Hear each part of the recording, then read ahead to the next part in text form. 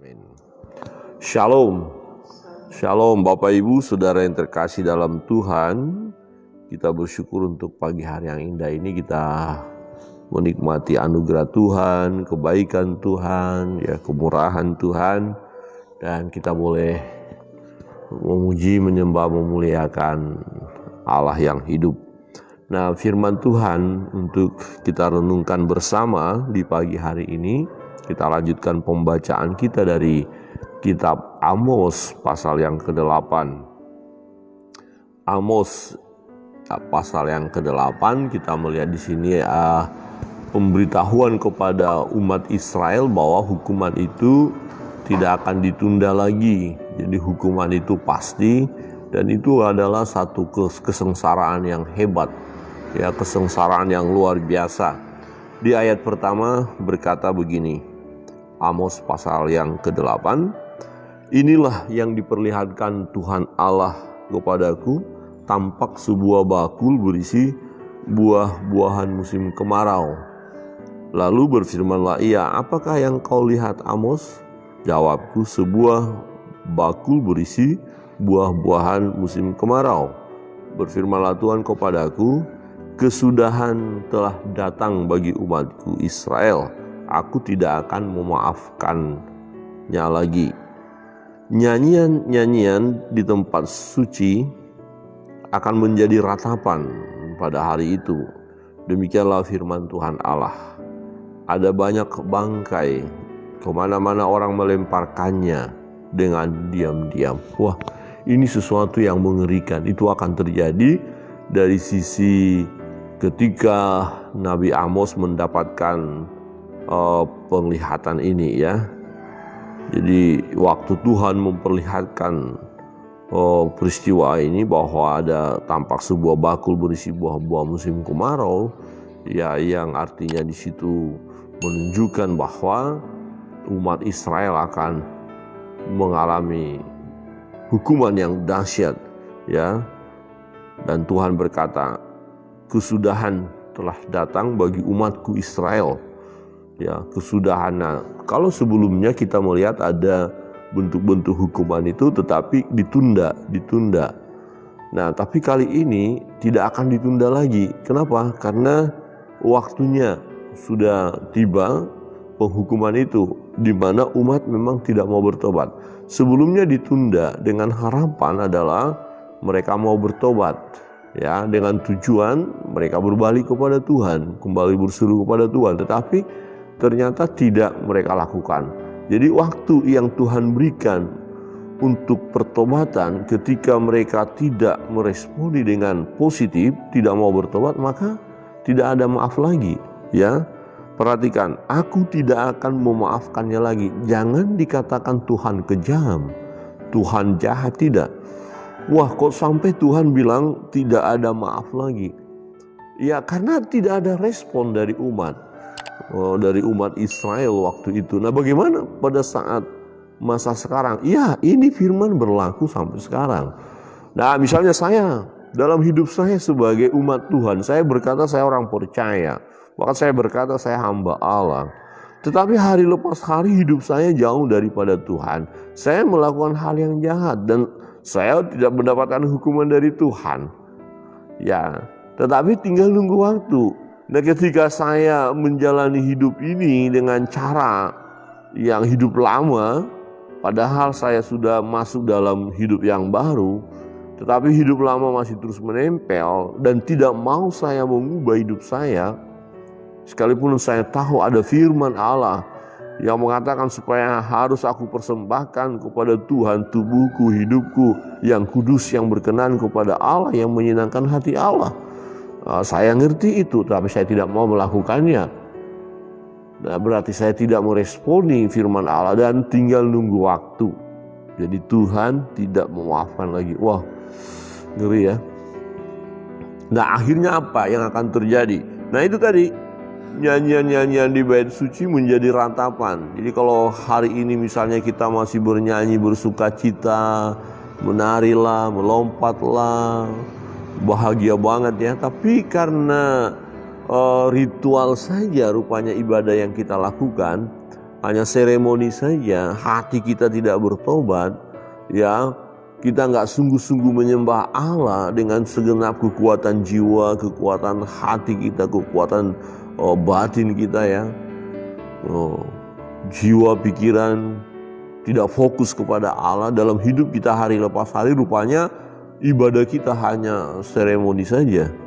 Ya, akhirnya apa? Tuhan tahu dan Tuhan hukum. Ya, nyanyian-nyanyian di tempat suci akan menjadi ratapan pada hari itu.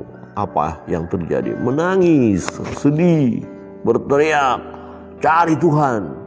Nah, apa artinya kalau Tuhan tidak memaafkan lagi?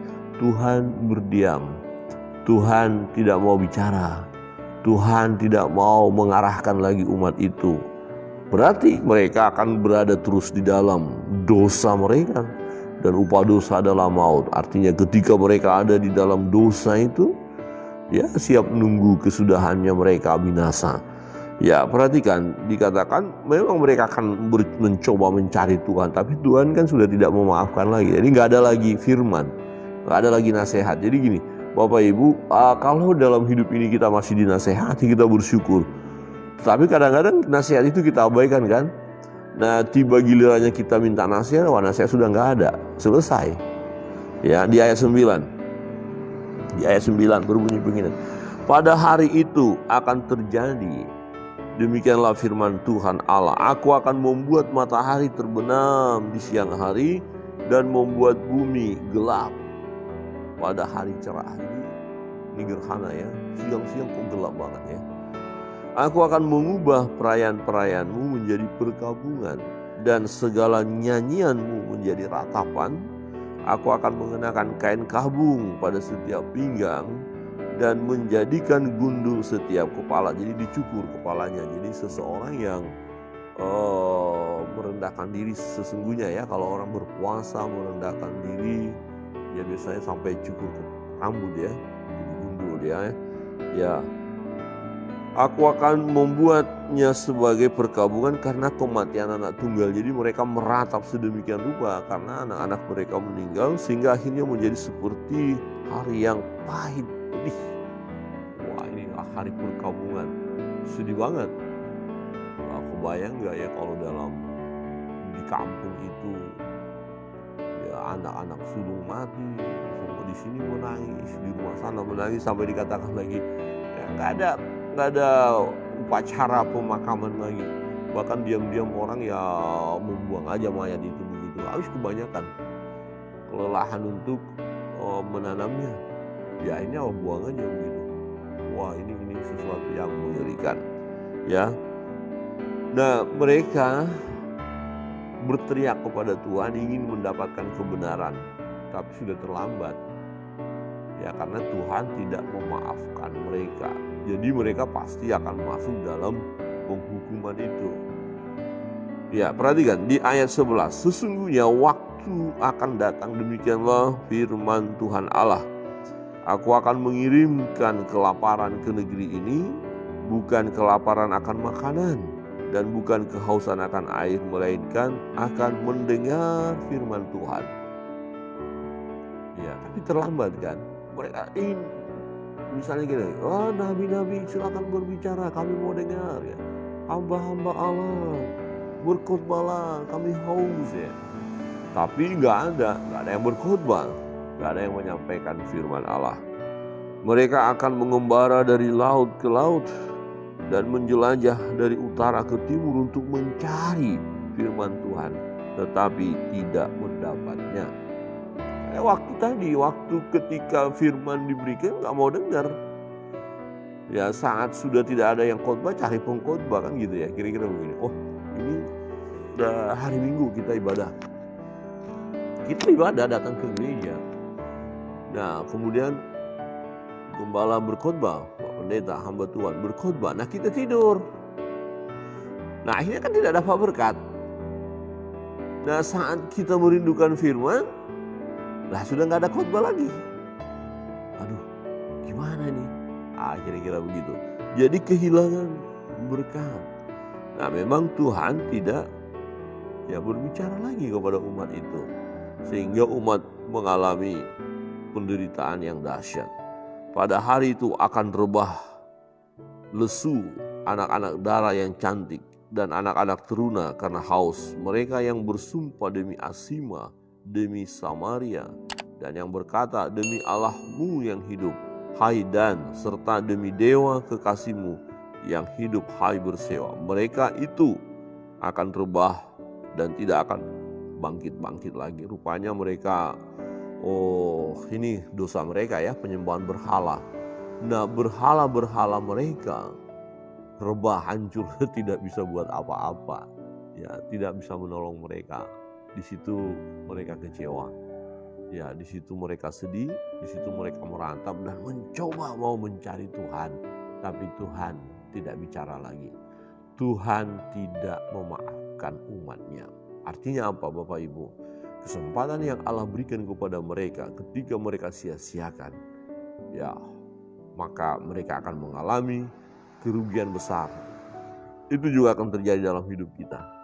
Kalau kita sia-siakan waktu ini, kita berleha-leha, kita puas-puaskan hidup secara dunia. Kita pikir nanti dah kalau sudah tua mau meninggal aku baru bertobat. Nah, persoalannya sebelum tua sudah dipanggil yang Maha Kuasa. Ya, sudah harus diantar ke tempat peristirahatan terakhir gitu ya.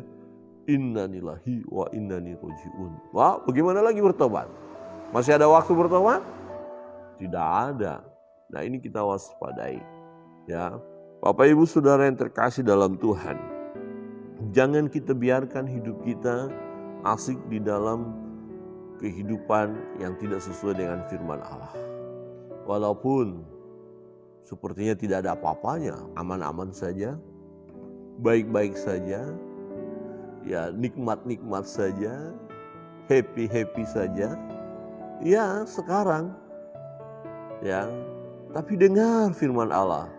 Ya, dengar firman Allah bahwa Allah adalah Allah yang adil. Dia sudah menentukan ya satu penghukuman kepada setiap orang yang tidak mau bertobat. Karena firman Tuhan katakan apa? Semua kita harus mempertanggungjawabkan segala perbuatan kita di hadapannya. Baik itu yang baik, baik itu yang jahat, semua tidak bisa kita sembunyikan. Dan pada akhirnya, ya bagi mereka yang tidak mau bertobat hanya penyesalan. Tetapi penyesalan di kemudian hari sudah nggak berguna. Ya, nasi telah menjadi bubur, ya udah hancur sudah. Teriak, apa ada artinya? Tidak. Ingat bagaimana seorang kaya ketika dia masa kejayaannya, makan enak, nikmat, dia tidak mau tahu dengan Tuhan, tidak mau tahu juga dengan sesama. Datanglah orang yang miskin, yang borokan itu, ya, yang luka-luka, yang gak sembuh lukanya, datang ke rumahnya, minta-minta. Apakah dia memberi makanan? Tidak. Dibiarkannya orang miskin itu. Akhirnya matilah orang miskin itu.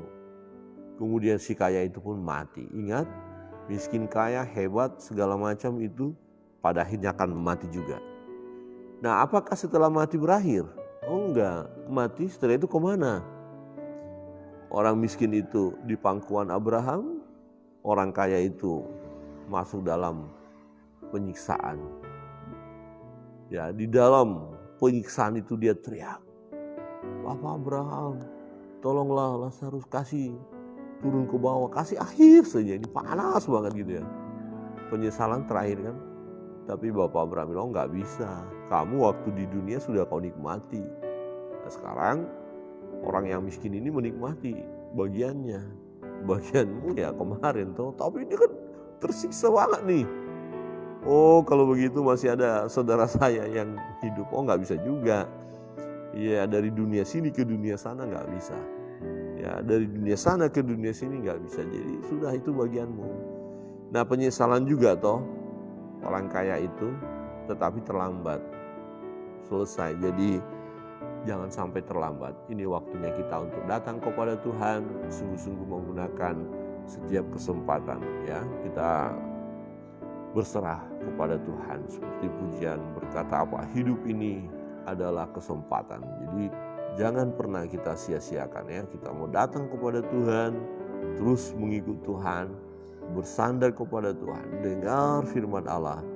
Jangan sampai Tuhan berkata, aku tidak lagi memaafkan umatku. Wah, jangan sampai Tuhan tidak memaafkan. Artinya ya penghukuman itu tidak bisa ditunda lagi karena umat tidak bertobat. Jika kita tidak mau bertobat, maka penghukuman pun akan menerpa hidup kita. Tapi kalau kita mau bertobat, datang kepada Tuhan, maka pemulihanlah yang akan terjadi. Kiranya Tuhan memberkati kita, Tuhan terus memulihkan hidup kita. Dialah Allah sumber berkat, sumber kasih karunia, panjang sabar Dia. Tapi juga Dia adil, Dia tidak bisa kita permainkan. Tepat pada waktunya, keputusannya akan dilaksanakan.